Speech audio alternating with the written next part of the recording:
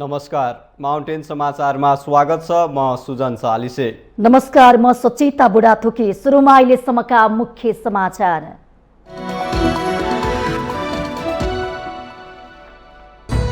तयारी बिना नै बन्द रहेका सरकारी उद्योग पुनः सञ्चालनमा ल्याउने सरकारको निर्णय आलोचित बन्दै। अर्बको घाटा खेपिरहेका बन्द उद्योगहरू पुनः सञ्चालनमा ल्याउन चुनौती नै चुनौती। मन्त्री फेर्ने पार्टीको निर्णय तत्काल कार्यान्वयन गर्न प्रधानमन्त्री देउवालाई नेकपा यसका सम्मानित नेता झलनाथ खनालको दबाव। बजेट कार्यान्वयन गर्न सरकारको ध्यानाकर्षण। स्थानीय निर्वाचनको नतिजापछि मधेस केन्द्रीय राजनीतिक दलहरू फेरि एकजुट हुने कसरतमा। एकजुट हुन जनता समाजवादी पार्टीको आह्वानले मधेसको राजनीति तरङ्गित। उपत्यकाको फोहोर व्यवस्थापन गर्न सरकारवालाहरूबीच सहमति। आन्दोलन स्थगित भएसँगै बन्सरे डाँडामा फोहोर फाल्न थालियो। दिगो समाधान भएकोमा भने अझै आशंका। मुलुक आत्मनिर्भर नभएसम्म आन्तरिक तथा बाह्य ऋण लिनुपर्ने अवस्था रहेको अर्थमन्त्री जनार्दन शर्माको स्पष्टोक्ति। विकासोन्मुख मुलुक बन्न अर्बौं लगानी आवश्यक रहेको टिप्पणी। फ्रान्समा संसदीय निर्वाचनका तयारी अन्तिम चरणमा।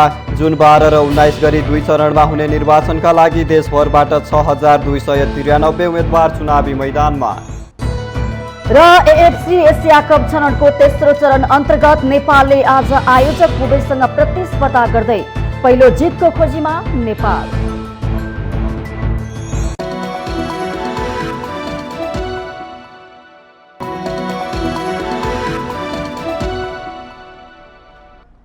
अब समाचार विस्तारमा।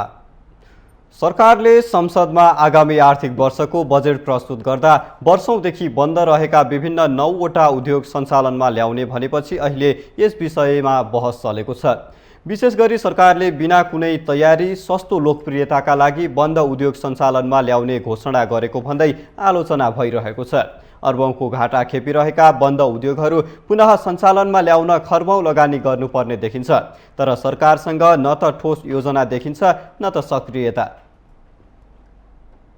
सरकारी स्वामित्वमा रहेका अधिकांश उद्योग घाटामा रहेको बेला सरकारले आर्थिक वर्ष 2079-80 को बजेटमा बन्द रहेका विभिन्न 9वटा उद्योगलाई पुनः सञ्चालनमा ल्याउने घोषणा गरेको छ। सामान्य अध्ययन समेत नगरेर सरकारले वर्षौंदेखि बन्द रहेका उद्योग पुनः सञ्चालनमा ल्याउने कदम आफैमा अव्यावहारिक देखिन्छ। सरकारले आगामी आर्थिक वर्षमा जनकपुर चुरट कारखाना, कृषि औजार कारखाना, गोरखकाली रबर उद्योग, orient and magnesite, Nepal metal company, Biratnagar jute mills, Birgunj चिनी कारखाना, हेटौडा कपडा उद्योग र बुटोल धागो कारखाना सञ्चालन गर्ने भनेको छ। यसमध्ये अधिकांश उद्योग तथा कारखानाका महत्वपूर्ण मेसिनरी सामग्री जीर्ण अवस्थामा छन्। कारखानाभित्रका मेसिनमा खिया लागेर काम नलाग्ने भएका छन्।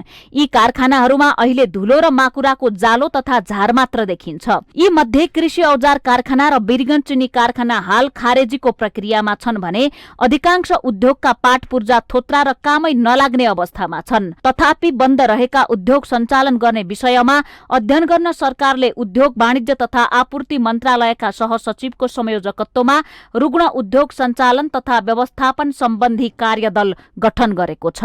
सरकारले पुनः सञ्चालनमा ल्याउने भनेको नेपाल सरकारको स्वामित्वमा रहेको बुटोल धागो कारखाना अहिले 1 अर्ब 68 करोड 47 लाख रुपैयाँ घाटामा छ। सम्पूर्ण शेयर स्वामित्व नेपाल सरकारको नाममा रहेको जनकपुर चुरट कारखानाको कुल घाटा 2 अर्ब 90 करोड 69 लाख रुपैयाँ छ। नेपालमै टायर उत्पादन गरी बिक्री गर्ने उद्देश्यले स्थापना भएको गोरखकाली रबर उद्योग पनि ठूलो घाटामा छ। विक्रम सम्वत 1993 मा विराटनगरमा स्थापना भएको विराटनगर जुट मिल्स नेपालमा दर्ता भएको पहिलो उद्योग मानिन्छ। अहिले विराटनगर जुट मिल्सले 5 अर्ब 25 करोड 23 लाख घाटा खेपिरहेको छ। उक्त उद्योगले बैंकबाट 12 करोड 93 लाख ऋण लिएको थियो। अहिले त्यसको ब्याज मात्रै 2 अर्ब 9 करोड 43 लाख रुपैयाँ पुगेको छ। सोभियत संघको अनुदानमा खुलेको बिरगञ्ज चिनी कारखानाले किसानको 11 करोड तिर्न बाँकी छ भने कारखाना अर्बौंको घाटामा छ। दैनिक 1500 टन उखु पेल्ने क्षमताको उक्त सरकारी चिनी मिल सञ्चालनमा आएपछि पर्साका उखु किसान लाभान्वित थिए। तर 2046 पछि यो कारखाना निरन्तर रूपमा घाटामा गयो र अन्ततः 2059 मा कारखाना नै बन्द भयो। यी त उदाहरण मात्रै हुन्। बन्द रहेका हरेक उद्योग यसरी नै अत्याधिक घाटामा छन्। देशको आर्थिक अवस्था कमजोर बनेको बेला सामान्य ढंगले यी उद्योग पुनः सञ्चालनमा ल्याउने कुरा पत्यारिलो छैन, न त सरकारसँग बृहत योजना देखिन्छ। दलहरूले विगतदेखि नै चुनावी घोषणा पत्रमा आफूले चुनाव जिते बन्द रहेका उद्योग पुनः सञ्चालनमा ल्याउने भनेकै कारण गठबन्धन सरकारले सस्तो लोकप्रियताका लागि बन्द उद्योग सञ्चालनमा ल्याउने निर्णय गरेको आंकलन धेरैले गरेका छन्। सरकारले बन्द रहेका उद्योग सञ्चालन गर्ने बताइरहँदा अहिले सञ्चालनमा रहेका 19 वटा सरकारी उद्योग तथा संस्थान घाटामा छन्। घाटामा सञ्चालित सार्वजनिक संस्थानहरूले मुलुकको अर्थतन्त्र नै धरायसी बनाएको देखिन्छ। निजी क्षेत्रका डेरीले राम्रो आय आर्जन गरिरहेको बेला सरकारी स्वामित्वको दुग्ध विकास संस्थान सधैँ घाटामा हुन्छ। निजी लगानीका सिमेन्ट उद्योगले राम्रो आमदानी गरिरहेका छन्, तर सरकारी लगानीको हेटौडा सिमेन्ट र उदयपुर सिमेन्ट घाटामा छन्। नेपाल आयल निगमको घाटा सुनेर जनताको कान समेत थाकिसकेको छ। नेपाल वायु सेवा निगम पनि घाटामा नै छ। यसरी सार्वजनिक संस्थानहरू निरन्तर घाटामा सञ्चालन हुँदा सरकारमाथि प्रत्येक वर्ष ऋणभार बढ्दै गएको छ। यो अवस्थामा सरकारले अर्बौंको नोक्सान बेहोरिरहेका बन्द रहेका कारखाना कसरी सञ्चालनमा ल्याउँछ? यो गम्भीर प्रश्न हो। हालको व्यवस्था अनुसार उद्योग दर्ता गर्नुभन्दा पनि बन्द गर्ने प्रक्रिया झनै झन्झटिलो छ। अहिले देशभर ठूला मझौला र साना गरी 8000 भन्दा बढी उद्योगहरू दर्ता भएका छन्। यी उद्योगहरूमा लगभग 20 खर्ब 40 अर्ब रुपैयाँ लगानी गरिएको छ। यसमध्ये धेरै उद्योगहरू बन्द हुने अवस्थामा छन्। देशभित्र लगानीको सुरक्षा नहुँदा उद्योगी व्यवसायी विदेशिने क्रम तीव्र छ। भएका उद्योग कारखाना धरायसी बनेको बेला जीर्ण अवस्थामा रहेका उद्योग सञ्चालनमा आउन सके धेरै ठूलो उपलब्धि हुनेछ।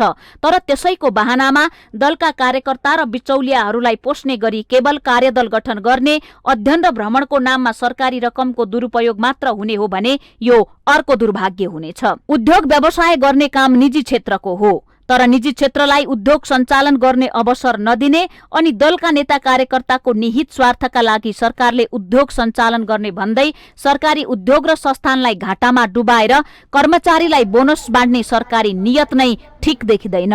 माउन्टेन टेलिभिजन एसडी राजनीतिक ब्युरो। सत्ता साझेदार दल नेकपा एकीकृत समाजवादी पार्टीका सम्मानित नेता झलनाथ खनालले मन्त्री फेर्ने पार्टीको निर्णय तत्काल कार्यान्वयन गर्न प्रधानमन्त्री शेरबहादुर देउवालाई दबाब दिनु भएको छ। शुक्रबार संसद भवनमा सञ्चारकर्मीहरूको जिज्ञासामा उहाँले जवाफ दिने क्रममा सम्मानित नेता खनालले पार्टीको तर्फबाट मन्त्री हेरफेर गर्ने निर्णय अझै कार्यान्वयन नभएकोमा आपत्ति जनाउँदै तत्काल कार्यान्वयन गर्न प्रधानमन्त्री शेरबहादुर देउवालाई दबाब दिनु भएको हो। आफ्नो पार्टीले मन्त्रीहरूलाई हेरफेर गर्ने निर्णय गरिसकेकाले गठबन्धन सरकारले त्यसलाई तुरुन्त कार्यान्वयन गर्नुको विकल्प नरहेको उहाँको भनाइ छ। यसको जवाफ दिइसके यसमा हाम्रो पार्टीको तर्फबाट गम्भीर आपत्ति छ, त्यो तुरुन्त लागू हुनुपर्छ। भन्नाले जस्तो उहाँहरू त भोलि नै शपथ ग्रहण हिजो भन्नुभएको थियो, त्यो पनि भएन, आज पनि भन्नु भएन। शेरबहादुर देउवाले प्रधानमन्त्रीले त्यसमा चासो नदेखाएको भन्ने असन्तुष्टि पनि देखिएको छ। मैले भनिसकेँ नि, नेकपा एकीकृत समाजवादीले गर्नुपर्ने निर्णय गरिसकेको छ, त्यसलाई गठबन्धनको सरकारले तुरुन्त कार्यान्वयन गर्नुपर्छ, अर्को कुनै विकल्प छैन। खनालले कमसेकम मुलुकको अग्रगमन हुने गरी आगामी आर्थिक वर्षको बजेट कार्यान्वयन गर्न पनि सरकारको ध्यानाकर्षण गराउनु भएको छ। उहाँले बजेट बाँडफाँडका विषयमा कतिपय कुराहरू नमिलेको उल्लेख गर्दै त्यसलाई मिलाउन पनि सरकारसँग माग गर्नुभयो।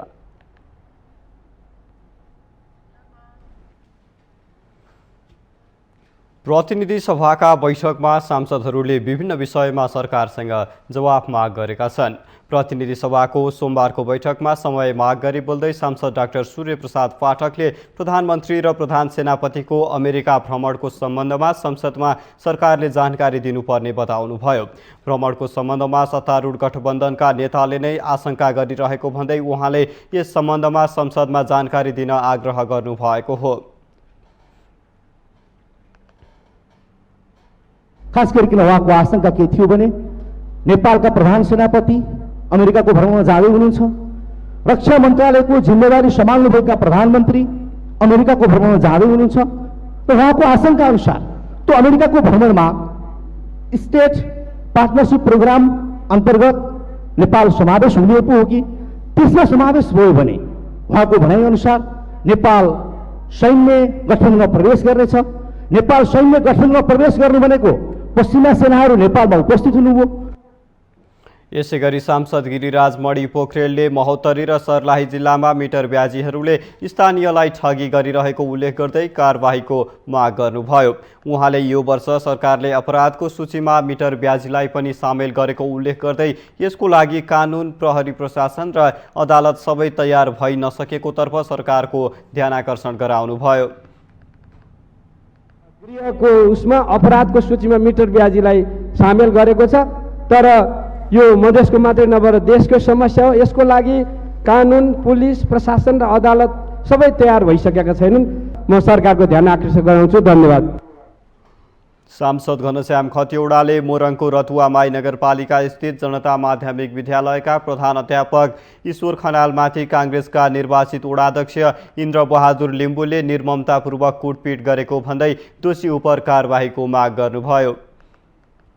रतुवामाई नगरपालिका वडा नम्बर 9 को जनता माविका ईश्वर खनाललाई त्यही वडाका निर्वाचित वडा अध्यक्ष नेपाली काङ्ग्रेसका इन्द्रबहादुर लिम्बुले नेपाली काङ्ग्रेसको पार्टी कार्यालयमा झुक्क्याएर बोलाई, केही कुरा गर्नु छ भनेर बोलाई सन्तोष घिमिरे लगायतका मान्छेबाट निर्ममतापूर्वक कुटपिट गरिएको छ। सभामुख महोदय, यो राज्य आतंक मुलुकले कहिलेसम्म खेप्नु पर्ने हो? यसै गरी खेमप्रसाद लोहनीले धादिङ जिल्लाको त्रिपुरा सुन्दरी गाउँपालिका वडा नम्बर 5 ढुङ्ग्रे भन्ज्याङको नेत्रबहादुर खाँडको घरमाथि पहिरो आएर घर पुरिएको भन्दै उद्धार गरी खाँडको ज्यान बचाउन सरकारको ध्यानाकर्षण गराउनुभयो। गाउँपालिका वडा नम्बर 5 मा गए राति 9:30 बजे मुसलधारे वर्षा भई त्यहाँको वडा नम्बर 5 ढुङ्ग्रे भन्ज्याङ भन्ने ठाउँको नेत्रबहादुर खाँड घरमा सुतिरहेको अवस्थामा उहाँको घरमाथिबाट पहिरो आएर घर अहिलेसम्म पुरिरहेको छ। घरभित्रका बाख्राहरू पनि पुरिरहेको छ, घरभित्रको सामान यसै पुरिरहेको छ। नेत्रबहादुर खाँडको ज्यान जोगाउनको लागि, उद्धार कार्यलाई प्रभावकारी बनाउनको लागि म सरकारको ध्यानाकर्षण गर्छु। सांसद चन्दा चौधरीले स्थानीय तह निर्वाचनका लागि गाउँ गएको बेलामा आफूमाथि गठबन्धन दलका कार्यकर्ताहरूले आक्रमण प्रयास गरेको भन्दै दोषी उप कारबाहीको माग गर्नुभयो। घटना भएको बेला आमालाई दुर्व्यवहार भयो, मलाई दुर्व्यवहार भयो, त्यो सबैको न्याय पाउनुपर्छ। उनीहरूको भिडियो, उनीहरूलाई हेरेको सबै चिज सबुत छ। त्यहाँको पुलिस प्रशासन त्यति बेला नआएको भए मेरो ज्यान जाने थियो। उहाँले आफूसहित आफ्नो वृद्ध आमालाई समेत दुर्व्यवहार भएको उल्लेख गर्दै न्याय दिन सरकारसँग माग गर्नुभयो।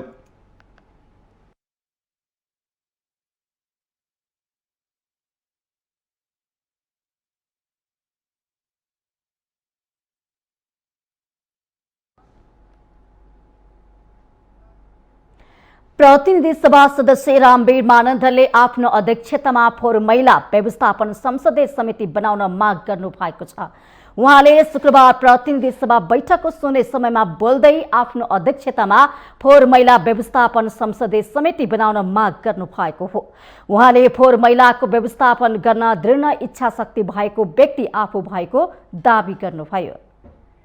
ध्वस्त भइरहेको छ। म चाहिँ सरकारसँग सभामुख मार्फत चाहिँ म एउटा माग राख्न चाहन्छु कि मेरो अध्यक्षतामा यो फोहोर मैला व्यवस्थापन संसदीय समिति चाहिँ निर्माण गरोस् भन्ने मेरो माग हो। त्यसकारण आज 1 महिना भइसकेको छ निर्वाचन सकिएको पनि र सरकार पनि 1 वर्ष भएको छ। यो फोहोर मैलालाई चाहिँ व्यवस्थापन गर्नलाई एउटा इच्छा शक्ति भएको मान्छे चाहिन्छ, त्यो भनेको म हो भन्ने मेरो दावा छ। त्यसैगरी सांसद प्रतिनिधि सभा सदस्य विमला विकले किसानले मल पाउँछन् कि पाउँदैनन् भनेर सरकारलाई प्रश्न गर्नु भएको छ। उहाँले सरकारले मल दिन नसके किसानले सीमा पारीबाट ल्याएको मल नखोज्न आग्रह गर्नुभयो। मन खोल्न हैरान छन् र हामी मन्त्रीज्यू खोज्न हैरान छौँ। न किसानले मन भेटे, न हामीले मन्त्री भेट्यौँ। म सरकारलाई सोध्न चाहन्छु, किसानले मल पाउँछन् कि पाउँदैनन्? यदि किसानले मल पाउँदैनन् भने किसानले टाउकोमा बोकेर सीमा पारीबाट ल्याएको मल खोसेर बहादुरी कमाउने कोसिस नगरियोस्। सांसद महेश बस्नेतले सरकारले पेट्रोलियम पदार्थमा मूल्य वृद्धि गरेर व्यवसायले तालाबन्दी गर्नुपर्ने र जनता भोकै मर्नुपर्ने स्थिति आएको टिप्पणी गर्नुभयो। गर्नुपर्ने र जनता भोकै मर्नुपर्ने स्थिति ल्याएकोमा प्रधानमन्त्रीज्यू र आपूर्ति मन्त्रीज्यूलाई हार्दिक बधाई छ। अब महँगी झन् बढ्ने भयो। गत आवमा चाहिँ यो पटक पनि पुँजीगत खर्च नहुने भयो। निर्माण क्षेत्रमा मात्रै 25%ले महँगी बढेको छ, अझ बढ्दैछ। जनताको निजी क्षेत्रका कामहरू, निर्माणका कामहरू हलपत्र परेका छन्। अर्का सांसद मेन विश्वकर्माले ललितपुर शङ्खमूल स्थित जगतगुरु आदर्श संस्कृत गुरुकुलले दलित भएकै कारण भर्ना नलिएकोमा आपत्ति जनाउँदै दोषीलाई कानुनी कारवाही गर्न सरकारसँग माग गर्नुभयो। तर्फ ती बालकको शिक्षाको हक, धर्म अवलम्बन गर्न पाउने हक हनन भएको छ भने अर्कातर्फ चरम जातीय विभेदको व्यवहार गरिएको छ। अत यस्ता सामाजिक तथा जातीय विद्वेष फैलाउने विभेदकारी गैर कानुनी गुरुकुलका प्राचार्य तेज प्रसाद भट्टराईलाई तत्काल पक्राउ गरी कानुनी कारवाही गर्न र ती अबोध बालकहरूको शिक्षा दीक्षाको सुनिश्चितता गर्न भनी सभामुख महोदय मार्फत नेपाल सरकारसँग जोरदार माग गर्दछु। सांसद रङ्गमती साईले मानव तस्करहरूको अन्तर्राष्ट्रिय स्तरमा नै संगठित सञ्जाल बनेको भन्दै नियन्त्रण गर्न सरकार असफल भएको आरोप लगाउनु भएको छ। घरेलु कामदारको रूपमा लैजानका लागि सरकारले रोक लगाएको छ, तर अवैध प्रकारले लैजाने काम भइरहेको छ। हजारौं संख्यामा टुरिस्ट भिसाका रूपमा पनि खाडी मुलुकका देशहरूमा लैजाने गरिन्छ र उनीहरू विदेशमा पुगेपछि अलपत्र पर्ने गर्दछन्। कयौं मेन पावरहरूले अवैध धन्दा चलाउने गर्दछन्।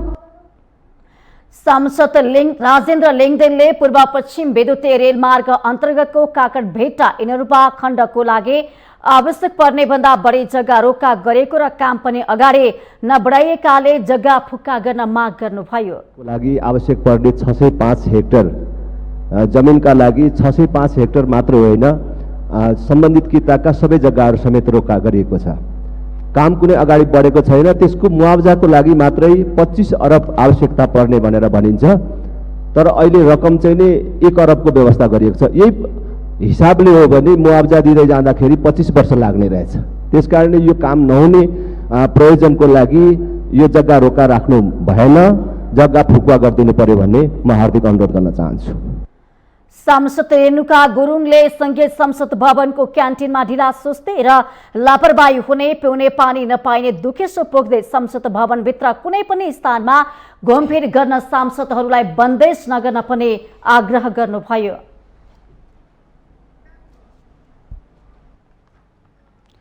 स्थानीय तह निर्वाचन भएको 1 महिना पुग्नै लाग्दा दलहरूले चुनावी परिणामको समीक्षा गरिरहेका छन्। यसै सेरोफेरोमा जनता समाजवादी पार्टी र लोकतान्त्रिक समाजवादी पार्टीबीच एकता प्रयासको चर्चाले अहिले मधेसको राजनीति पुनः एकपटक तरङ्गित बनेको छ। स्थानीय चुनावमा आफ्नो साख जोगाउन सफल भएको भनिएको जसपामा नै एकताका लागि बढी हुटहुटी हुनुपर्ने अवस्था किन आइपर्यो भन्ने विषयले धेरैलाई अचम्मित बनाएको छ। स्थानीय निर्वाचनको परिणामले मधेस केन्द्रित दलहरू फेरि एकजुट हुने प्रयासमा जुटेको सङ्केत देखिएको छ। जुट र फुटको श्रृङ्खलाबाट गुज्रिरहेका मधेसवादी दलहरूलाई स्थानीय निर्वाचनले फेरि एक हुने प्रयासमा जुटाएको हो। तत्कालीन केपी ओलीको सरकारलाई टेको दिएपछि फुटेर महन्त ठाकुरको नेतृत्वमा बनेको लोकतान्त्रिक समाजवादी पार्टी र संस्थापनमै रहेका जनता समाजवादी पार्टीबीच विच्छेद भएको सम्बन्ध जोड्न जसपाका अध्यक्ष उपेन्द्र यादवबाटै पहल सुरु भएको छ। झन्डै 1 वर्षसम्म पानी बाराबारको अवस्थामा रहे पनि जसपा र लोसपा पार्टीबीच एकताको प्रयासले राजनीतिकलाई तरङ्गित बनाएको छ। छुट्टिएर गएको महन्त ठाकुर नेतृत्वले लोसपासँग फुटेर होइन जुटेर अघि बढ्नुपर्छ भन्दै जसपाका अध्यक्ष उपेन्द्र यादवले एकताका लागि आह्वान गर्नुभएको हो। उहाँहरूले आरोप लगाए पनि म त आरोप लाउँदिनँ। समयको आवश्यकता हो, जनताको माग हो। अहिलेको समयमा फुटेर होइन जुटेर अगाडि बढ्नुपर्छ भन्ने हाम्रो आफ्नो धारणा हो। अब त्यो उहाँहरूले त्यो धारणासँग सहमत हुने भए अगाडि बढ्ने हो, सहमत भएन भने त एकै हारले ताली बज्दैन। जनता समाजवादी पार्टीले गठबन्धनबाट धोका भएको दाबी गरे पनि अहिले भने पराजयको मुख्य कारण पार्टी विभाजन नै रहेको भनेर विश्लेषण गरेको छ। नजिकै गरेको सङ्घ र प्रदेशको चुनावमा समेत हार हुने सम्भावना देखेपछि जसपाले लोसपासँग सहकारीको प्रस्ताव अघि बढाएको अनुमान गरिएको छ। हुन पनि स्थानीय तहको निर्वाचन परिणामबाट मधेस केन्द्रित राजनीतिक दलहरू मधेस प्रदेशमै कमजोर देखिएका छन्। मधेस प्रदेशका 136 पालिका मध्ये काङ्ग्रेसले 46, एमाले 30, जसपाले 25, लोसपाले 14, माओवादी केन्द्रले 9 र एकीकृत समाजवादी पार्टीले 6 स्थान जितेका छन्। यादवको आह्वानप्रति लोसपाका नेताहरू भने सशंकित छन्। उपेन्द्र यादवजी जब सङ्कट नपर्छ नि उहाँको पार्टी जब विभाजन हुने कगारमा पुग्छ, पार्टीभित्र जब उहाँलाई अप्ठ्यारो पर्छ त्यति बेला पार्टी एकताको कुरा गर्नुहुन्छ के। यो विगतमा त्यसै देखिएको हो। अस्ति 1.5 साल पहिले पार्टी फुट्नै लागेको, अनि रातारात हामी पार्टी एकता गऱ्यौँ, अनि एकता भइसकेपछि फेरि पार्टी विभाजन गर्नुभयो। निर्वाचन आयोगमा गएर निवेदन हालेर विभाजन गर्नुभयो। अहिले पनि उहाँको एकताको कुरा गर्दाखेरि त्यही बुझिन्छ के। फेरि तपाईँहरूको मिडियाको मार्फत हामीले त्यो बुझ्यौँ कि भने उहाँको पार्टी फेरि फुट्न लाग्यो, अनि उपेन्द्रजी फेरि एकताको अलाप्न लाग्यो हो। पहिलो संविधान सभा सदस्य निर्वाचनमा मधेस केन्द्रित दलहरू एक ढिक्का हुँदा मधेसभरि जितको झण्डा फहराएका मधेस केन्द्रित दलहरू 2079 सालसम्म आइपुग्दा छिन्न भिन्न अवस्थामा छन्। यसबाट आफ्नै लालकिल्ला भनिएका तराईका क्षेत्रहरू अन्य दलहरूको हाबी देखिन्छ। जसपाको प्रस्तावलाई लोसपाले क्षणिक स्वार्थका लागि मात्र भएको भनेको अवस्थामा तत्काल पार्टी एकताको सम्भावना भने कम देखिएको छ। चुनावी नतिजा सम्मानजनक नआए पनि पार्टी एकताको सन्दर्भमा भने बल लोसपाको कोर्टमा छ। माउन्टेन टेलिभिजन एचडी का लागि क्यामेरामा केशव श्रेष्ठका साथमा बटुक राजगिरीको रिपोर्ट। माउन्टेन समाचारमा पालो भएको छ विश्रामको।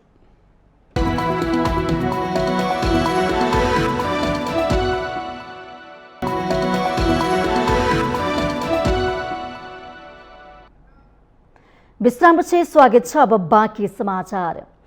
शहरी विकास मन्त्री रामकुमारी झाँक्रीले काठमाडौँको फोहोर व्यवस्थापनको लागि ठूला ल्यान्डफिल साइटको विकल्पमा साना व्यवस्थापन केन्द्र खोज्नुपर्ने बताउनु भएको छ। शुक्रबार शहरी विकास मन्त्रालयमा बन्चरे डाँडावासीहरूसँगको भएको छलफलमा मन्त्री झाँक्रीले यस्तो बताउनु भएको हो। उहाँले ठूला ल्यान्डफिल साइटहरू बन्न समय लाग्ने र बन्न पनि नसकेको भन्दै त्यसको विकल्पको रूपमा ससाना फोहोर ढल व्यवस्थापन केन्द्र खोज्नुपर्ने बताउनु भएको छ। उहाँले शुक्रबारबाटै काठमाडौँ उपत्यकाको फोहोर उठान सम्बन्धित निकायहरूलाई अनुरोध पनि गर्नु भएको छ। शुक्रबार बिहान सिस्टोलवासी संघको शहरी विकास मन्त्री, प्रधानमन्त्री कार्यालयका सचिव लगायतका अन्य मन्त्रालयका सचिव, काठमाडौँ ललितपुर महानगरका मेयर, ककनी गाउँपालिका अध्यक्ष, धुनीबेसी नगरपालिकाका प्रमुख र सम्बन्धित जिल्लाका जनप्रतिनिधिहरू सहितको वार्ता टोलीले फोहोर उठाउने सहमति गरेको छ। छलफलमा बोल्दै मन्त्री झाँक्रीले तत्कालको समस्या समाधान गर्न सम्झौता गर्ने र त्यसपछि फर्केर नजाने प्रवृत्तिका कारण यो समस्या सृजना भएको बताउनु भएको छ। उहाँले सबै पक्षसँग बसेर छलफल गरेकोले अब फोहोर नउठ्ने कुरा नरहेको, तर सरकारले बन्चरे डाँडा र सिस्टोलवासीको माग पूरा गरेर मात्रै अघि बढ्ने विश्वास पनि दिलाउनु भयो।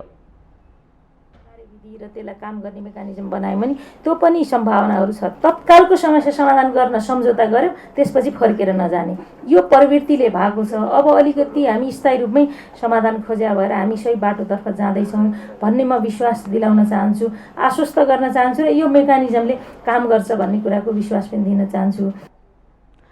काठमाडौँको फोहोर व्यवस्थापनको लागि स्थानीयवासीसँग सरकारले बिहीबार राति 18 बजे सहमति गरेको थियो।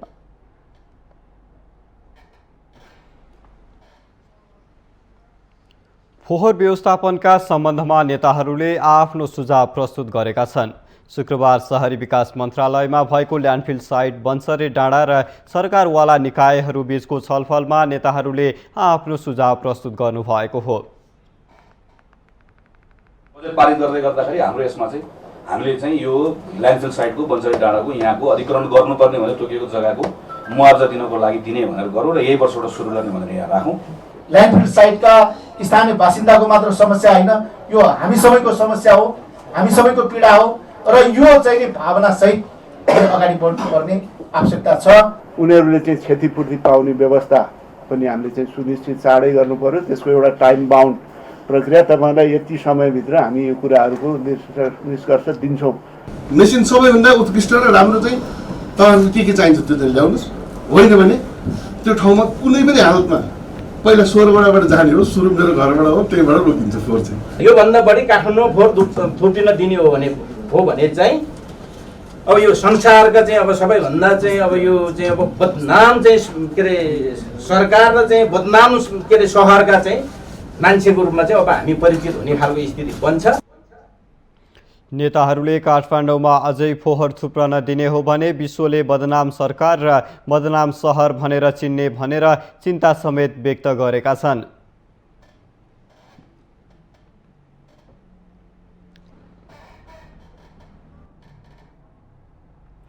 फेरि एकपटक काठमाडौँ उपत्यकाको फोहोर व्यवस्थापनको लागि काठमाडौँ महानगर र सिस्टोल बन्चरे डाँडाका जनप्रतिनिधि र त्यसै गरी स्थानीय बीच सहमति भएको छ। लामो समयदेखि उठ्न नसकेको फोहोर उठाउन काठमाडौँ महानगर र सिस्टोल बन्चरे डाँडा बीच 18 बुँदे सहमति भएको हो। फोहोर व्यवस्थापनको लागि पटक पटक अवरोध र अनिसहमतिको निरन्तरता तर फेतलो कार्यान्वयनको श्रृङ्खला यो सहमतिबाट भङ्ग हुन्छ कि हुँदैन भन्न सकिँदैन। सपनाको सहर काठमाडौँकै खिल्ली उडाएको यो समस्या दिगो समाधानमा लाग्नुभन्दा पनि फोहोरमा हुने गरेको राजनीतिको अन्त्य अहिलेको आवश्यकता हो। काठमाडौँ उपत्यकाको फोहोर व्यवस्थापन चुनौती भइरहेको बेला शुक्रबार काठमाडौँ महानगरपालिका र सिस्टोल बन्चरे डाँडा बीच फोहोर उठाउन 18 बुँदे सहमति भएको छ। आन्दोलनरत स्थानीय जनप्रतिनिधि र काठमाडौँ महानगरपालिकाका जनप्रतिनिधि सहित प्रमुख प्रशासकीय अधिकृतको हस्ताक्षर रहेको सहमतिमा फोहोर ढुवानी रातिको समयमा मात्र गर्ने लगायतका बुदाहरू समावेश गरिएका छन्। बुदामा रातिको लागि आवश्यक पूर्वाधार, बत्ती तथा बाटोको निर्माण 3 महिनाभित्र गर्ने, सिस्टोल र बन्चरे डाँडामा फोहोरको दुर्गन्ध नुहाउने गरी काठमाडौँ महानगरपालिकाले 1 महिनाभित्र व्यवस्थापन गर्नेदेखि 2 महिनाभित्रमा वैज्ञानिक व्यवस्थापन गर्ने उल्लेख छ। त्यसो त महानगरले गरेको यो सहमति नौलो भने होइन। सहमति गर्दै जाने तर कार्यान्वयन नहुने तितो यथार्थताका बीच पछिल्लो सहमति कार्यान्वयनमा आशंका गर्नेको पनि कमी छैन। दीर्घकालीन उपाय खोजी गर्न नसक्दा वर्षेनी फोहोर व्यवस्थापनको लागि भनेर करोडौं खर्च भए पनि समस्या भने जीवको त्यो छ। फोहोरमा मोहर खोज्न छाडेर फोहोरमा पनि राजनीति गर्ने गरेको आरोप खेपिरहेका राजनीतिक दलका नेताहरू अब सचिने छन् त। अब सिस्टोलको एउटा स्थिति बर्खा सुरुवात हुने बेला सिस्टोलको डम्पिङ साइट भरिएको अवस्था यो बेलामा भएको हुनाले साह्रै अब त्यो राजनीतिकै लागि गरियो भन्ने पनि नठानो। यद्यपि निर्वाचनमा गठबन्धनको सरकारले विद्यासुन्दर काठमाडौँको मेयर भइरहेको अब एमालेलाई अलिकति भोट कमजोर बनाउन सकिन्छ कि भन्ने भित्र नियत थियो कि भन्न सकिँदैन। तर ठाडै आक्षेप त्यसरी नलौँ, त्यो गरेको हो भने गलत हो, त्यतातिर धेरै शङ्का पनि नगरौँ भन्ने लाग्छ। सङ्घीय संसदमा सायद गगन थापाको अरबौं रुपियाँ लाग्न सक्छ, यो त्यति सम्भव नभएको कुरो जस्तो भनेर उहाँ भन्दै हुनुहुन्थ्यो। त्यस्तो थियो भने अहिले नै भनिदिनुपर्छ। कुन कुन कुरो चाहिँ अहिले सकिँदैन भने अहिले भनिदिनुपर्छ र सक्ने जहिले त्यो एउटा टाइम टेबल बनाएर सम्झौता भएको छ त्यो कुरामा जुन जुन तहको सरकारले इच्छा शक्ति देखाएर त्यो कार्यान्वयन गर्नुपर्छ। अहिले पनि फेरि छलफाम गर्ने ढङ्गले अगाडि बढियो भने त्यो दुर्भाग्यपूर्ण हुन्छ।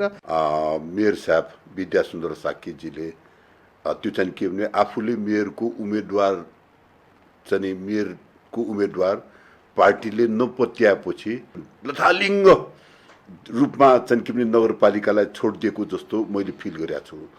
अनि त्यसको ह्याङओभर चाहिँ के भने यो नयाँ निर्वाचित मेयर उपमेयरलाई चाहिँ के भने त्यो डबल टेबल प्रेसर चाहिँ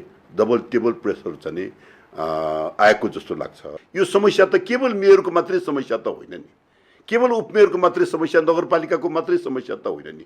त्यो समस्या जति सबै त्यो मेयरमा मात्रै पन्छाएर, उपमेयरमा मात्रै पन्छाएर, नगरपालिकामा मात्रै पन्छाएर समस्याको समाधान हुन्छ।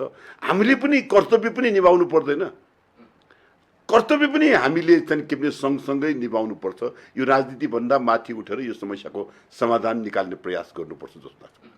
विगतलाई कोट्याउनु भन्दा अहिलेको समस्याको समाधान के हुन सक्छ भन्नेमा सबैको ध्यान केन्द्रित हुनुपर्ने हो, तर अवस्था त्यो छैन।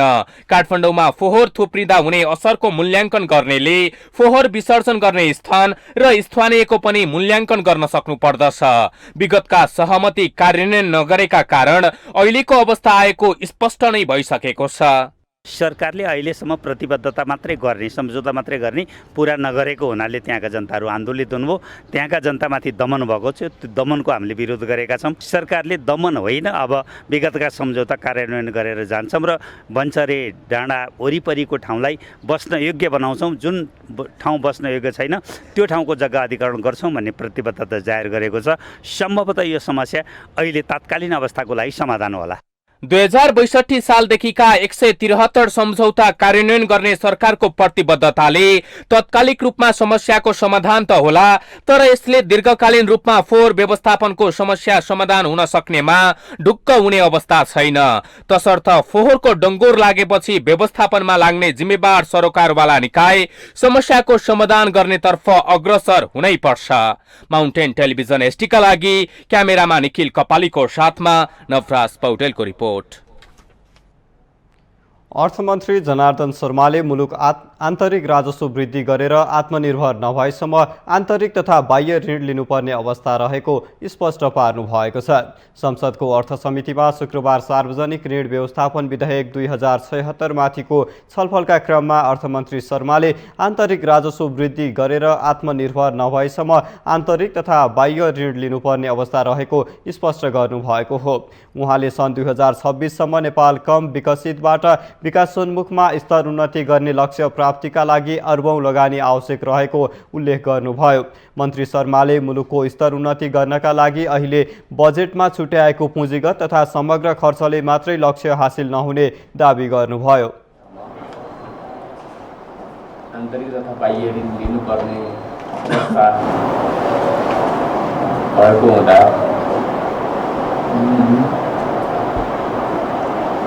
हाम्रा अहिले दुईटा उद्देश्यहरू छन्। एउटा अब लिस्ट डेभलपमेन्ट फन्डबाट हामीले यस्ता उन्नतिको कुरा गरेका छौँ, त्यसको लागि ठुलो लगानी आवश्यक छ। त्यस्तै नेकपा माओवादी केन्द्रका नेता वर्षमान पुनले सरकारले आन्तरिक ऋण लिने सीमा राख्नुपर्ने बताउनु भएको छ। पछिल्लो समय आन्तरिक ऋण अत्याधिक रूपमा बढेकाले सीमा राख्नुपर्ने उहाँले बताउनु भएको हो। उहाँले विगतमा मुलुकको कुल गृहस्थ उत्पादनको 2.5% रहेकोमा अहिले 5% भन्दा बढी पुगेको बताउनुभयो। एफटीआईमा नबढ्ने गरी यो ठिकै जस्तो देखिन्छ। त्यही पछि छलफलमा दफावारमा नै अलि डिटेल छलफल गरौँला। यसमा चाहिँ बरु यो कसैले संशोधन हालेन दफा 6 मा आन्तरिक ऋणको पनि सीमा हुनुपर्ने हो। खासमा यसमा अलिक धेरै उठिरहेको छ। जीडीपीको 2.5% भन्दा माथि पहिले 2.5 मा चाहिँ बस्थ्यो फेरि अहिले अलि बढेर गएको छ आन्तरिक ऋण। अहिले कति पुग्यो अहिले 5%, 5.5 खासमा हुनुपर्ने त्यहाँ हो। अलिकति क्यापिङ गर्नुपर्ने यहाँ चाहिँ छुट्या रहेछ, तर संशोधन गरिरहेको छैन। त्यसैगरी नेपाली कांग्रेसका नेता डाक्टर मिनेन्द्र रिजालले पनि सरकारले आन्तरिक ऋण लिने सीमा लिमिट बनाउनुपर्ने धारणा राख्नुभयो। उहाँले सरकारलाई ऋण लिने प्रक्रियामा अनुशासनमा राख्न सकिएन भने अर्थतन्त्रमा समस्या आउने बताउनुभयो। नेता रिजालले भूकम्पभन्दा अगाडि 13% वैदेशिक ऋण रहेकोमा अहिले बढेर जीडीपीको 1/4 पुगेको बताउनुभयो। 12-13% मा हामी ऋणमा पुग्यौँ। त्यस पछाडि भूकम्पमा निकै ठुलो ऋण लिनु पऱ्यो बाहिरको। त्यस पछाडि वर्षमा 1/4 जीडीपीकोमा हामीहरू पुग्यौँ। त्यस अहिले बढ्दै बढ्दै मैले जुन ट्रेन्ड देखेँ यो हाम्रो यो संसदको काल सुरु भएपछि साथै ठुलो खुलेर हामीहरू लिन थाल्यौँ। किन भन्दाखेरि निकै ठुलै विकास काम गर्न सक्छौँ भन्ने खालको आत्मविश्वास साथै बलियो सरकार बनाएको थियो जनताको म्यान्डेट लिएर। त्यो सरकारले देख्दाखेरि अनि त्यतिखेरको अर्थमन्त्रीसँग एउटा बहस के रह्यो भन्दाखेरि ऋण त लिने त जस्टिफाइड हुनु पर्यो ऋण एउटा चिजको। सांसद रिजालले पछिल्लो समय बैंकको ब्याज दर समेत उच्च बढ्दै गएकाले सरकारले आन्तरिक ऋणमा जीडीपीसँग मिल्ने गरी लिमिट तोक्नुपर्ने बताउनु भएको छ।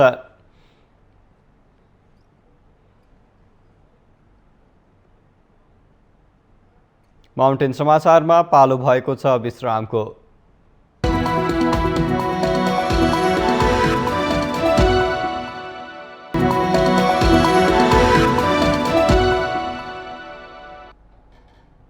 विश्रामपछि स्वागत छ। अब बाँकी समाचार। त्रिभुवन विश्वविद्यालय अन्तर्गत बल्खु स्थित परीक्षा नियन्त्रण कार्यालयमा तालाबन्दी गरिएको छ। शुक्रबार स्नातकोत्तर तहको प्रथम वर्षका विद्यार्थीहरूले प्रमुख परीक्षा नियन्त्रक पुष्पराज जोशीको कार्यकक्षमा तालाबन्दी गरेका छन्। परीक्षा तालिका अप्रत्याशित रूपमा संशोधन गरेको भन्दै प्रमुखको कार्यकक्षमा तालाबन्दी गरेको विद्यार्थीहरूले जनाएका छन्। 2079 जेठ 27 गते स्नातकोत्तर प्रथम वर्षको राजनीतिक शास्त्र अन्तर्गत सार्वजनिक प्रशासन MBS को लेखा र MPA को रिसर्च मेथोडोलोजीको परीक्षा तालिका परीक्षा नियन्त्रण कार्यालयले अप्रत्याशित रूपमा संशोधन गरेको विद्यार्थीहरूको गुनासो छ। अब एक हप्ताभित्र फेरि अर्को सूचना प्रकाशित गर्दाखेरि चाहिँ विद्यार्थीहरूलाई एक्जाम तयारी गरेर एक्जाम भवनमा पुगेर फर्किनु पर्दाखेरि त्योभन्दा नराम्रो क्षण चाहिँ विद्यार्थीको लागि के हुन सक्छ भन्ने कुरा चाहिँ विद्यार्थीहरूको भनाइ हो। र यसको लागि चाहिँ कुनै पनि हालतमा ट्युले चाहिँ विद्यार्थीहरूको एक्जामको लागि अर्को सूचना प्रकाशित गर्नुपर्छ भन्ने मेरो भनाइ छ। अप्रत्याशित रूपमा परीक्षा मिति संशोधन गर्नुका साथै परीक्षा कार्यालयको अनलाइन पोर्टलमा समेत पुरानै मितिको परीक्षा तालिका राखिएको कारण आफूहरू परीक्षा दिनबाट वञ्चित हुन पुगेको तालाबन्दी गर्न पुगेका विद्यार्थी इन्द्रबहादुर सिंह बताउनुहुन्छ। अगाडि राख्ने काम भएको छ क्या, जस्तै आज 27 गतेको तालिकामा एक्जाम हिजो 26 गते राख्ने काम भएको छ। आज हामी एक्जाम दिन आउनेहरू 27 गते नभइकन 28 गते 29 गते भए हाम्रो यो समस्या हुन्थेन होइन। हामी चाहिँ अर्को दिन ठिकै चाहिँ च्यान्जो भएको उसमा हामी अर्को दिनमा परेछौँ भन्ने हिसाबले हामी भोलि जाँच दिन्थ्यौँ अथवा पर्सि दिन्थ्यौँ। तर हामीलाई आज छुटाउने तरिकाले जसरी भयो नि जाँचबाट यिनीहरू वञ्चित हुनुपर्छ भन्ने षड्यन्त्रपूर्वक अब हिजो जाँच गरिएको छ। आज 27 गते हामी यति विद्यार्थी सबै यहाँ छौँ, जाँच कसले दियो हिजो? यहाँ अनौठो त्यो पो भएको छ भने विद्यार्थी यहाँ चाहिँ जाँच हिजो भइसक्यो। 171 जना त म भएको सेन्टरमा मेरो जुन सेन्टर तोकिएको छ त्यहाँ 171 जना एब्सेन्ट थिएछौँ हिजो है। आज हुनुपर्ने एक्जाम हिजो भएको कारणले हिजो एब्सेन्ट भयो। त्यही कारणले गर्दा अनि अहिले कतिवटा सब्जेक्ट तीनवटा सब्जेक्ट भन्दा MBS पोलिटिकल साइन्स अनि अर्को कुन थियो MPA त्यति सब्जेक्टको चाहिँ आज हुनुपर्ने एक्जाम चाहिँ हिजो भइदिएछ के। परीक्षा दिनबाट वञ्चित भएका विद्यार्थीहरूले परीक्षा संघर्ष समिति गठन गरे पुनः परीक्षा मिति तोकेर आफूले परीक्षा दिन पाउनुपर्ने माग समेत राखेका छन्। त्रिभुवन विश्वविद्यालयको पदाधिकारीका कार्यकक्षमा 5 महिनादेखि लगाएको ताला खोल्न नेपाल विद्यार्थी सङ्घ सहमत भएको छ। नेवी सङ्घ त्रिवी समितिले गत माघदेखि लगाएको ताला खोल्ने निर्णय भएको नेवी सङ्घ केन्द्रीय अध्यक्ष दुजाङ शेर्पाले विज्ञप्ति मार्फत जानकारी दिनुभएको हो। त्रिवीभित्रका भ्रष्टाचार, व्यथिति र आस्थाका आधारमा प्राध्यापक, विद्यार्थी र कर्मचारीमाथि भएको श्रृङ्खलाबद्ध प्रणालीगत प्रहारका बारेमा 15 दिनभित्र उच्च स्तरीय निष्पक्ष छानबिन समिति गठन गर्न सरकारसँग माग गर्दै तत्कालका लागि तालाबन्दी लगायत आन्दोलन स्थगित गरिएको नेवी सङ्घले जनाएको छ। त्रिवी पदाधिकारी भ्रष्टाचारमा संलग्न रहेको आरोप लगाउँदै नेवी सङ्घले उनीहरूलाई बर्खास्त गर्न माग गर्दै ताला लगाउँदै आएको थियो। नेकपा एमाले निकट अखिल नेपाल राष्ट्रिय विद्यार्थी युनियन अनि रासोबिउले यसअघि पनि माग गर्दै आएको थियो। नेवी सङ्घले त्रिवीभित्र हुने जुनसुकै अराजक गतिविधिलाई नियन्त्रण गर्नुपर्छ भन्ने मान्यता लिएको भन्दै शैक्षिक वातावरण बिथोल्ने कुनै मनाशय नरहेको स्पष्ट पनि गरेको छ। त्रिवीमा आफू समर्थित विद्यार्थीलाई अनेक लान्छना लगाउँदै सामाजिक, राजनीतिक र शैक्षिक योगदानमा हिलो छ्याप्ने कार्य भएको भन्दै नेवी सङ्घले दुःख समेत व्यक्त गरेको छ।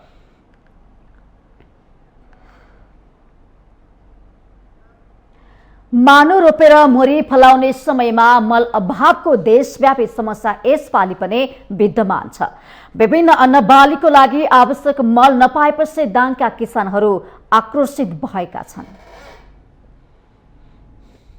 देशैभरका किसानहरू हरेक वर्ष रासायनिक मल अभावको समस्या यसपालि पनि निरन्तर रहेको छ। सधैँजसो यसपालि पनि आवश्यक भएको बेला देशैभर रासायनिक मलको अभाव छ। अहिले किसानहरूलाई धान, मकै जस्ता अन्न बालीको लागि रासायनिक मलको आवश्यकता परेको छ, तर बजारमा मल पाइँदैन। सरकारले युरिया नभएर सीमित मात्रामा DAP मल मात्र उपलब्ध गराएको छ। किलोको हिसाबले सबैलाई बाँडेर दिएको मल खेतबारीमा हाल्नु कि खानु भन्दै किसानहरू आक्रोशित छन्। 1 बिघा जति जग्गा छ त्यहाँनिर खेती किसान गर्ने हामीहरूले अब 2 नम्बरी DAP मात्रै दिने रे, युरिया नदिने रे। त्यसपछि ल अब यो के हो त, हिजो चुनावसम्म ल नेताले दुनियाँ जनता किसानहरूलाई सब सिधा सारा ल पछि लगाएर ल तिमीलाई सबै सुविस्ता हुन्छ भनेर आश्वासन दिने। सत्तामा बसेका व्यक्तिहरूले 1 बोरा मल एकजना व्यक्तिले पान्न भने त्यो 2 नम्बरी लगेर दाल हो कि चामल हो कि पकाएर खाने कि के गर्ने? त्यो कमसेकम यो सत्तामा बसेकाले ध्यान दिनुपर्ने हो। दाङमा करिब 5 टन डिएपी मल भित्रिएको छ। त्यो पनि घोराही, तुलसीपुर र लमहीमा मात्र वितरण हुनेछ। सत्तामा बस्नेहरूले समस्यालाई बेवास्ता गरे देशव्यापी रूपमा आन्दोलन गर्ने किसानहरूले चेतावनी दिएका छन्। किसानको लागि 2 नम्बरको लागि यति ढुपढाप गर्ने हेर्नुहोस्, बिहानदेखि आएको अझसम्म पाइन्छ, अझसम्म निश्चित छैन। जसले अलिकति फोन गर्यो उसैलाई रहन्छ। हामी सिधा सादा किसानहरू रहन्छ जस्तो लाग्यो मलाई। किसानको कहिले पनि उद्धार भएन। यो कृषि प्रधान देश हाम्रो नेपालमा खेती गर्ने बेलामा गहुँ छर्नेदेखि लिएर अहिलेसम्म मोल आएको छैन। किसानले कसरी उबाज्ने, कसरी खेती गर्ने। जिल्लामा कृषि सामग्री कम्पनी लिमिटेड र साल्ट ट्रेडिङले मल वितरण गर्दै आएका छन्। तर अहिले आएको डिएपी मल पर्याप्त नभएको र युरिया मल असारको अन्तिमसम्म आउने कम्पनीले जनाएको छ। मल चाहिँ वितरण गरिरहेछौँ। स्थानीय समितिको चाहिँ समन्वयमा पठाइरहेछौँ। डिएपीहरू थोरै मात्रामा आइरहेछ। दाङबाट वितरण गर्नको लागि 497 मेट्रिक टन डिएपी आइसक्यो, धेरै त आइसक्यो, अझै थोरै चाहिँ आउने परिमाणमा बाँकी छ। जिल्लामा करिब वार्षिक 15,000 मेट्रिक टन युरिया र 10,000 मेट्रिक टन डिएपी मल आवश्यक पर्दछ। माग धेरै हुनु तथा रुस र युक्रेनको युद्धको कारण पनि मल अभाव भएको कृषि सामग्री केन्द्र कम्पनी लिमिटेड शाखा घोराहीको तर्क छ। रुस र युक्रेनको युद्धका कारण चाहिँ रसियाका सबै मुलुकहरूबाट मल निर्यात बन्द भयो। त्यो मल निर्यात बन्द हुँदा बाँकी बचेका विश्वका अरू मुलुकले उत्पादन गरेको मलले नै विश्व बजार धान्नुपर्ने अवस्था आयो। त्यो धान्दा मूल्यमा चरम वृद्धि भयो। यो समस्या किसानले अहिले मात्र भोगेका होइनन्, वर्षौंदेखि यस्तै समस्या भोग्ने गरेका छन्। राजनीतिक दलहरू भने निर्वाचनमा किसानहरूको लागि काम गर्ने भन्दै आश्वासन दिन्छन् अनि जितेपछि किसानका समस्यालाई फर्किएरसम्म हेर्दैनन्। त्यसैले गफको भन्दा कामको राजनीति अहिलेको आवश्यकता हो। माउन्टेन टेलिभिजन एचडीका लागि दाङ सहकर्मी विकास डाँगीको रिपोर्ट। इन्धनको मूल्य बढेसँगै लामो दूरीका सार्वजनिक सवारी साधनको भाडा स्वतः बढेको छ। इन्धनको मूल्यअनुसार अन्तर प्रदेश सार्वजनिक सवारीमा पनि स्वचालित प्रणाली लागू भएसँगै भाडा बढेको हो। यसअघि जेठ 20 गते पनि भाडा बढाइएको थियो। इन्धनको मूल्य 5% भन्दा धेरै घटबढ भएमा अन्तर प्रदेश यात्रुवाहक र मालवाहक यातायातको भाडा सो अनुसार समायोजन गर्न थालिएको छ। बिहिबार रातिबाट नेपाल आयल निगमले इन्धनको मूल्य 7.84% बढाएको छ। इन्धनको नयाँ मूल्य वृद्धि अनुसार यातायात व्यवस्था विभागले यात्रुवाहक सवारी साधनको भाडा 2.5% वृद्धि गरेको छ। त्यस्तै पहाडी बाटोमा सञ्चालन हुने मालवाहक सवारी साधनको भाडा 3.3 र तराईमा चल्ने मालवाहक सवारीको भाडा 3.7% बढेको छ।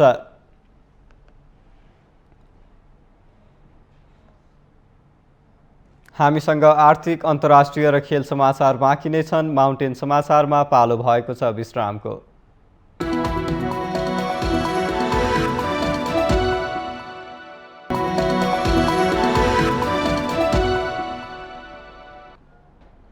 विश्रामपछि स्वागत छ। अब पालो आर्थिक समाचारको।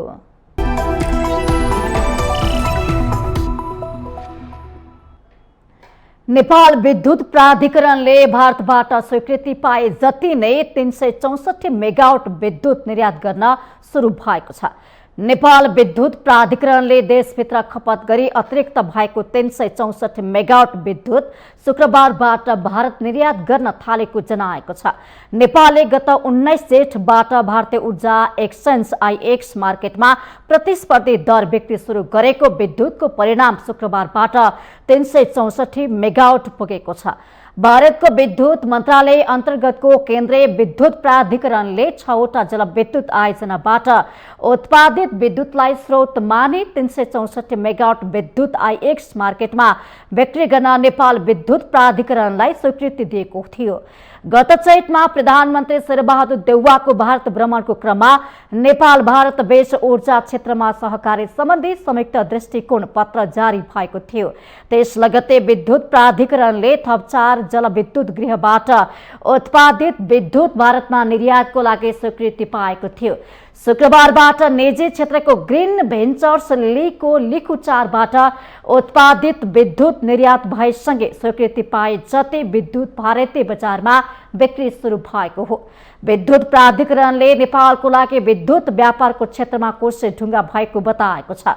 प्राधिकरणको स्वामित्वको त्रिशुली तथा देवीघाटको 37.7 मेगावाट, काली गण्डकी 1 को 140 मेगावाट मध्ये मर्स्याङदीको 68 मेगावाट, त्यसैगरी मर्स्याङदीको 67 मेगावाट र निजी क्षेत्रको लेखुचारबाट उत्पादित 51 मेगावाट विद्युत दैनिक रूपमा भारतीय बजारमा निर्यात भइरहेको छ। आन्तरिक खपत गरी अतिरिक्त भएको विद्युत ढल्केबर मुजफ्फरपुरको 400 केबी अन्तर्देशीय प्रसारण लाइन मार्फत दैनिक रूपमा भारतीय बजारमा निर्यात भइरहेको छ।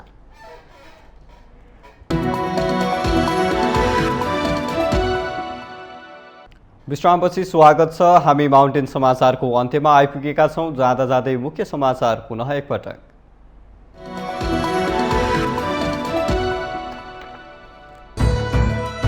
तयारी बिना नै बन्द रहेका सरकारी उद्योग पुनः सञ्चालनमा ल्याउने सरकारको निर्णय आलोचित बन्दै अर्बौंको घाटा खेपिरहेका बन्द उद्योगहरू पुनः सञ्चालनमा ल्याउन चुनौती नै चुनौती। मन्त्री फेर्ने पार्टीको निर्णय तत्काल कार्यान्वयन गर्न प्रधानमन्त्री देउवालाई नेकपा एसका सम्मानित नेता जननाथ खनालको दबाव। बजेट कार्यान्वयन गर्न सरकारको ध्यानाकर्षण। स्थानीय तह निर्वाचनको नतिजापछि मधेस केन्द्रित राजनीतिक दलहरू फेरि एकजुट हुने कसरतमा। एकजुट हुन जनता समाजवादी पार्टीको आह्वानले मधेसको राजनीति तरङ्गित। उपत्यकाको फोहोर व्यवस्थापन गर्न सरकारवालाहरू बीच सहमति। आन्दोलन स्थगित भएसँगै बन्चरे डाँडामा फोहोर फाल्न थालियो। दिगो समाधान भएकोमा भने अझै आशंका। मुलुक आत्मनिर्भर नभएसम्म आन्तरिक तथा बाह्य ऋण लिनुपर्ने अवस्था रहेको अर्थमन्त्री जनार्दन शर्माको स्पष्टोक्ति।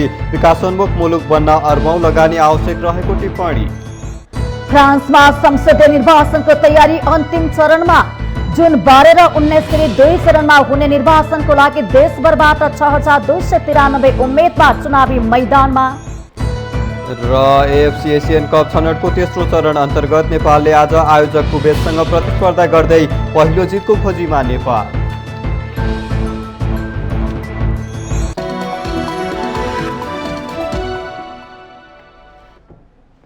माउन्टेन समाचार अहिलेलाई सकियो। सत्य, तथ्य र निष्पक्ष समाचारको लागि माउन्टेन टेलिभिजन HD हेर्दै रहनुहोला। नमस्कार।